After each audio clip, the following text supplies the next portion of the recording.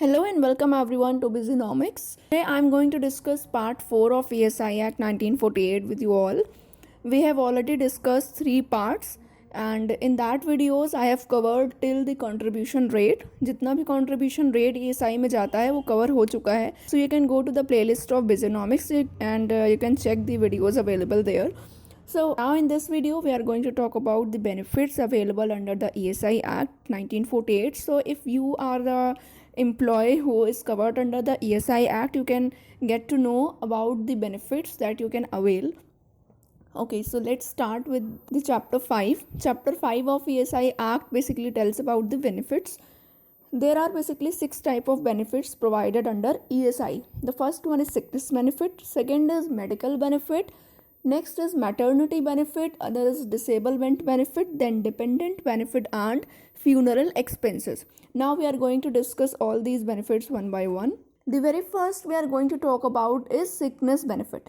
Sickness benefit basically एक इस तरह का बेनिफिट है जिसमें एम्प्लॉय को सिकनेस के दौरान अगर कोई भी एम्प्लॉय बीमार हो गया है, सिकनेस की वजह से ऑर्गेनाइजेशन को ज्वाइन नहीं कर पा रहा है, तो उसे 70% उसके वेजेस का जो 70% अमाउंट होता है वो कैश कंपनसेशन के फॉर्म में मिलता है during the period of maximum 91 days. तो पूरे 365 दिन में पूरे एक साल में आप मैक्सिमम 91 डेज़ के लिए ये सिकनेस बेनिफिट को अवेल कर सकते हो और इस बेनिफिट में आपको 70% आपके वेजेस का पार्ट मिलेगा as a cash compensation. But एक शर्त है ये बेनिफिट अवेल करने के लिए कि जो 6 मंथ का कॉन्ट्रीब्यूशन पीरियड होता है, 2 कॉन्ट्रीब्यूशन पीरियड होते हैं 6 मंथ्स के, तो एक कंट्रीब्यूशन पीरियड में आपने कम से कम 78 डेज़ कंट्रीब्यूशन किया हो.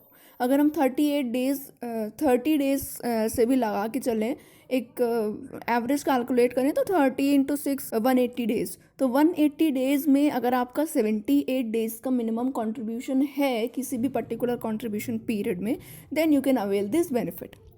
अभी जो सिकनेस बेनिफिट है इसमें 2 और टर्मिनोलॉजीज़ हैं. One is extended sickness benefit and other is enhanced sickness benefit. तो एक्सटेंडेड सिकनेस बेनिफिट क्या होता है कि जिसमें आपकी एक्सटेंड किया जा सकता है. लाइक 91 डेज़ का नॉर्मल जो प्रोसीजर है कि आप 91 डेज़ तक ही सिकनेस बेनिफिट ले सकते हो, बट कुछ 34 ऐसी लॉन्ग टर्म डिजीज़ हैं जिनमें कि 91 डेज से आपका सिकनेस एक्सटेंड होगा और ये एक्सटेंशन कब तक लिया गया है, 2 साल तक के लिए, 2 इयर्स तक के लिए. कुछ स्पेसिफाइड लॉन्ग टर्म डिजीज़ के लिए जो 34 डिजीज़ स्पेसिफाइड हैं इस एक्ट में, इन डिजीज़ के लिए एक्सटेंडेड सिकनेस बेनिफिट देती है ESI और इस एक्सटेंडेड बेनिफिट के दौरान आपको 80% ऑफ द वेजेस रिसीव होगा. ओके, नेक्स्ट आता है enhanced sickness benefit. Enhanced sickness benefit जो है वो सिर्फ एक ही सिचुएशन में मिलता है when a person is going under the sterilisation. तो इन दिस प्रोसेस 7 डेज़ का बेनिफिट मिलता है मेल एम्प्लॉयज़ को और 14 डेज़ का बेनिफिट मिलता है फीमेल एम्प्लॉयज़ को. और बेनिफिट कितना मिलता है इसमें, 100%. जो भी आपकी फुल वेजेस हैं वो आपको 7 days in case of male and 14 days in case of female आपको मिलेंगी. कोई भी डिडक्शन नहीं होगा. Okay, so I hope the picture is pretty clear now. Sickness benefit में 3 चीज़ें याद रखनी है हमें. पहला, जो नॉर्मल इनका टर्म्स एंड कंडीशन है कि आपको 70% रेट पे जो भी वेजेस हैं उनका 70% आपको बेनिफिट मिलेगा मैक्सिमम 91 डेज़ तक. सेकेंड आते हैं इन्हांस्ड एक्सटेंडेड बेनिफिट पे, जो कि आपको 2 साल तक मिलेगा जिसमें कि 80% ऑफ द वेजेस आपको मिलेंगी. वो केवल 34 कुछ स्पेसिफाइड डिजीज़ के लिए है. नेक्स्ट जो इन्हांस्ड बेनिफिट है उसमें आपको 100% ऑफ द वेजेस मिलते हैं 7 डेज़ या 14 डेज़ के लिए, as the case for male और फीमेल. ओके, तो अभी नेक्स्ट चलते हैं हम मेडिकल बेनिफिट की तरफ. तो मेडिकल केयर जो है ये एक ऐसी फैसिलिटी है जो कि इंश्योर्ड पर्सन और उसके फैमिली मेम्बर्स के लिए है. अगर इंश्योर्ड पर्सन या उसकी फैमिली मेम्बर्स में किसी को मेडिकल केयर की रिक्वायरमेंट है, so they can avail the medical benefit under ESI. Medical benefit के लिए पहले 10 लाख रुपीज़ की लिमिट सेट की गई थी, बट अभी करंट अगर हम बात करें करंट अपडेशन की, तो कोई भी सीलिंग लिमिट नहीं है इंश्योर्ड पर्सन या उसकी फैमिली मेम्बर्स पे एक्सपेंडिचर करने की. तो जितना भी एक्सपेंस आपका होगा मेडिकल बेनिफिट में वो पूरा आपको ESI पे करेगा, कोई भी उसमें लिमिटेशन नहीं है. नेक्स्ट हम बात करते हैं मैटरनिटी बेनिफिट की. तो तो maternity benefit insured women employees के लिए है। यहाँ पे भी बहुत सारे केसेस हैं, लाइक अगर हम पहले केस की बात करें confinement, so in that case 12 weeks यानी कि 84 डेज का पेमेंट मिलेगा ईएसआई के तरफ से। फिर हम मिसकैरेज की बात करें तो उस केस में 26 वीक यानी कि 182 डेज का पेमेंट मिलेगा ईएसआई की तरफ से इंश्योर्ड वुमेन को। And in case of a sickness arising out of pregnancy, confinement और द प्री मैच्योर बर्थ, अगर ऐसा कोई केस है, वुमेन को सिकनेस है and she needs extra care, so in that case 1 month का एक्स्ट्रा पेमेंट भी मैटरनिटी बेनिफिट के अंडर में मिलेगा इंश्योर्ड वुमेन को। एंड अनफॉर्चुनेटली अगर वुमेन की डेथ हो जाती है ड्यूरिंग कन्फाइनमेंट, तो उस केस में भी मैटरनिटी बेनिफिट पे करेगी एएसआई, बट ये पेमेंट उस वुमेन के नॉमिनीज को होगा। ओके तो यहाँ पे कुछ फॉर्म्स मेंशन है कि कन्फाइनमेंट के केस में आपको क्या फॉर्म प्रोड्यूस करना है या फिर मिसकैरेज के केस में।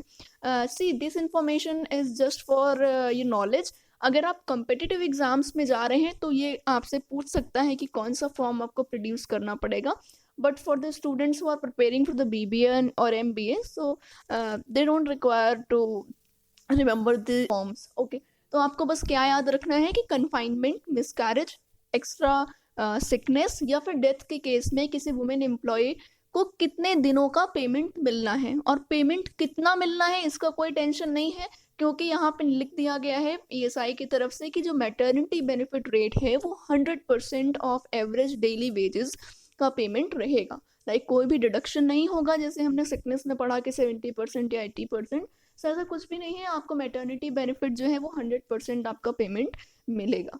Okay so moving on to the next benefit, it is disablement benefit। disablement benefit में हमें पता है दो तरह की disablement benefit मिलते हैं, एक है आपका temporary benefit एंड एक है दूसरा आपका है permanent disablement benefit। temporary benefit में 90% ऑफ द वेजेस मिलते हैं disabled employee को। Okay and in case of injury condition क्या है कि जो भी आपका टेम्परेरी डिसेबलमेंट है वो 3 डेज से ज़्यादा का होना चाहिए। लाइक जिस दिन किसी एम्प्लॉय को इंजरी हुई है उस डे को हम इंक्लूड नहीं करेंगे, उसके अलावा आने वाले 3 दिनों के अंदर भी अगर एम्प्लॉय की इंजरी रिकवर नहीं हो पा रही है तो टेम्परेरी डिसेबलमेंट बेनिफिट उसे प्रोवाइड किया जाएगा। एंड परमानेंट डिसेबलमेंट बेनिफिट में भी जो रेट ऑफ पेमेंट है that is 90% of the wages, and कितना डिसेबलमेंट हुआ है इसे डिसाइड करेगा medical board. Okay so next benefit is dependent benefit. Dependent benefit again deceased insured person को मिलता है जिस इंश्योर्ड पर्सन की एम्प्लॉयमेंट इंजरी या फिर ऑक्यूपेशनल हैजार्ड की वजह से डेथ हो चुकी है। तो उस केस में इस डिसीज्ड इंश्योर्ड पर्सन के जो फैमिली मेंबर्स हैं, उनके जो डिपेंडेंट्स हैं, उनको 90% ऑफ द वेजेस मिलते हैं मंथली पेमेंट की फॉर्म में। ओके नेक्स्ट बेनिफिट है आपका फ्यूनरल एक्सपेंसेस। फ्यूनरल एक्सपेंसेस का अमाउंट है 15,000 rupees. Earlier it was 10,000 rupees, but इसे इंक्रीज करके कर दिया गया है 15,000 रुपीज़। अगर किसी भी एम्प्लॉय की डेथ हो जाती है सो इन दैट केस 15,000 रुपीज़ का एक पेमेंट मिलता है, that is under the funeral expenses. Okay this was all about the benefits given under the ESI, जो कि बहुत ही इंपॉर्टेंट है किसी भी एग्जाम के पॉइंट ऑफ व्यू से। ये सारे बेनिफिट्स में आपको ध्यान रखना है कि किस सिचुएशन में मिलना है, कितना पेमेंट मिलना है, लाइक जो अभी मैंने डिस्क्राइब किया, this is all you have to remember. Okay तो अभी बढ़ते हैं हम अपने एक्ट के लास्ट फेज की तरफ, दैट इज पेनाल्टी। यहाँ पे 2 सेक्शंस में पेनाल्टीज को बताया गया है। जो इंपॉर्टेंट पेनाल्टी है आपकी, पहली पेनाल्टी है सेक्शन 84 में पनिशमेंट फॉर फॉल्स स्टेटमेंट। अगर कोई भी फॉल्स स्टेटमेंट एएसआई को दिया जाता है तो इन दैट केस 6 मंथ का इम्प्रिजनमेंट है and a fine which can extend to maximum 2,000 rupees. Okay आते हैं सेक्शन 85 की पेनाल्टी पे। सेक्शन 85 की पेनाल्टी क्या है? पनिशमेंट फॉर फेलियर टू पे कंट्रीब्यूशन। अभी कंट्रीब्यूशन आपके एम्प्लॉयर को पे करना होता है ईएसआई को। एम्प्लॉय की सैलरी से कंट्रीब्यूशन डिडक्ट कर लिया जाता है, बट फिर एम्प्लॉयर की रिस्पॉन्सिबिलिटी है कि वो पूरा अमाउंट ईएसआई तक पहुंचाए। अगर एम्प्लॉयर ने एम्प्लॉय की सैलरी से डिडक्शन कर लिया है ईएसआई का और उसे ईएसआई तक नहीं पहुंचाया है तो मिनिमम 1 ईयर का इम्प्रिजनमेंट है, जो कि एक्सटेंड हो सकता है 3 ईयर्स तक।